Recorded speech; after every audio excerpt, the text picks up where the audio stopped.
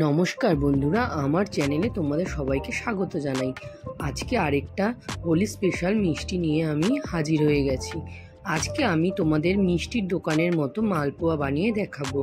তার জন্য আমি এখানে 1 কাপ সুজি নিয়ে নিলাম আর 1 কাপ ময়দা নিয়ে নিলাম। এবার এর মধ্যে দিয়ে দেব হচ্ছে হাফ কাপ মতো চিনি, আর দিয়ে দেবো একটু সামান্য পরিমাণে নুন দিলে কিন্তু যে কোনো মিষ্টির জিনিস খেতে খুব টেস্টি হয়। দিয়ে এবার শুকনো উপকরণগুলো ভালো মতো মিশিয়ে আমরা এর মধ্যে দিয়ে দেব হচ্ছে দুধটা দেখো আমি এখানে প্রথমে 1 কাপ দিচ্ছি, লাগলে আমি গুলে দেখবো, যতটা লাগবে ততটাই দেবো এখানে। তো প্রথমে আমি 1 কাপ দিয়ে এটা ভালো মতো গুলে নিচ্ছি। গুলতে দুধটা ঢালতে আর কি এটা নাড়তে হবে, নালে কিন্তু দলা পেকে যাবে। দিয়ে ভালো করে এটাকে মিশিয়ে নিতে হবে। মিশিয়ে নিয়ে এর মধ্যে আমি আরও হাফ কাপ দুধ অ্যাড করব। টোটাল আমার এখানে আমি 1.5 কাপ দুধ ইউজ করেছি।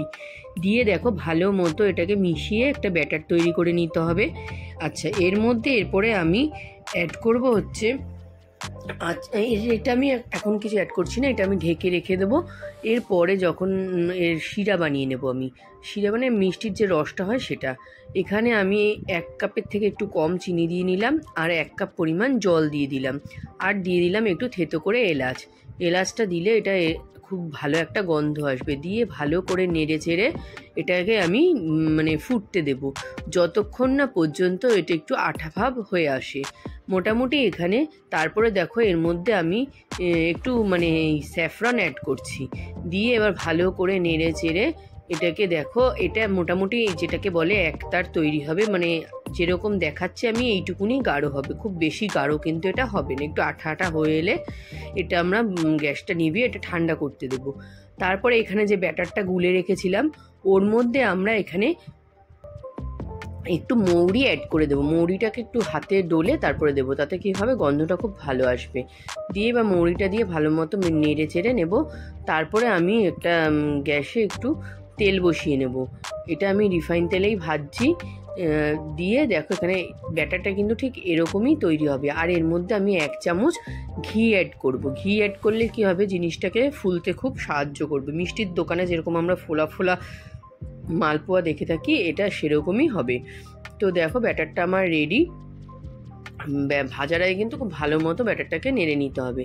এইবার তেল গরম হলে এখানে আমি 1 চামচ করে এরকম দিয়ে দেবো ব্যাটারটা। দিয়ে তেলটাকে দেখো এরকমভাবে দিয়ে উল্টে পাল্টে একদম বলের মতো ফুলে উঠবে। তো আমার রেসিপি মোটামুটি রেডি। তোমাদের কেমন লাগলো জানিও। ভালো লাগলে লাইক করো, শেয়ার করো, আর চ্যানেলটা অবশ্যই সাবস্ক্রাইব করো। দেখো এবার নেড়ে চেড়ে নিচ্ছি, এরকম বলের মতো ফুলে উঠেছে। এবার এটাকে তুলে আমরা কি করব, রসের মধ্যে দিয়ে দেব। রসে দিয়ে কিন্তু এটাকে ভিজিয়ে রাখবো না, যেহেতু আমরা আগেই চিনি দিয়েছিলাম ভেতরে, জাস্ট এটা রসের মধ্যে দিয়ে উল্টে পাল্টে আবার তুলে নেব। এটার গায়ে জাস্ট রসটা লাগবে, তাহলেই হয়ে যাবে। এটা কিন্তু আমরা ভিজিয়ে রাখবো না, ভেতরটা কিন্তু এটা একটু অন্যরকমই থাকবে, পুরো রসে এটা ভিজবে না, জাস্ট গায়ের ওপরে রসটা থাকবে, যেরকম আমরা মিষ্টির দোকানে খেয়ে থাকি।